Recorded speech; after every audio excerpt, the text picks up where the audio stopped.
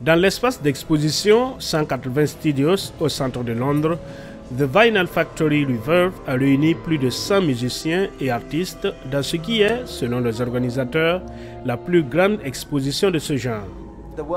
Les œuvres présentées ici sont de nature très diverse. Vous entendrez donc toutes sortes de musique, du jazz au classique, de l'ambient à une variété de paysages sonores électroniques.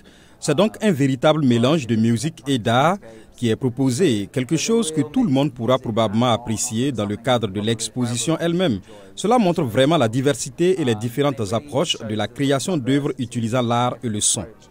Les visiteurs sont invités à découvrir des installations audiovisuelles d'artistes tels que T. Sturgate, le défunt designer Virgil Abloh et la compositrice Caterina Barbieri. L'exposition présente également une centaine de disques d'artistes variés, édités par The Vinyl Factory. Il y a une nouvelle œuvre de T. Gates dans laquelle T.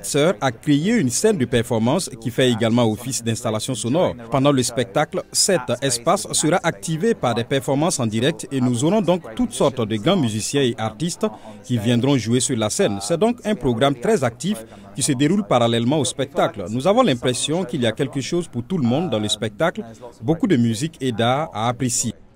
L'artiste East Devlin a par exemple conçu un écran de cinéma à partir de ses carnets de croquis pour son œuvre Screenshare qui figure parmi les 17 installations.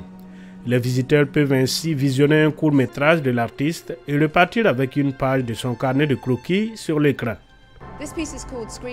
Cette pièce s'appelle Screenshare et c'est une expression du disque vinyle que j'ai fait avec The Vinyl Factory et qui s'appelle An Atlas of East Devlin, qui est une version du livre An Atlas of East Devlin.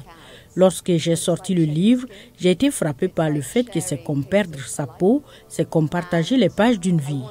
J'ai voulu faire un film et un écran de cinéma qui inviterait chaque spectateur à emporter un fragment de l'écran avec lui à la fin du film. L'exposition se tient jusqu'au 28 septembre 2024.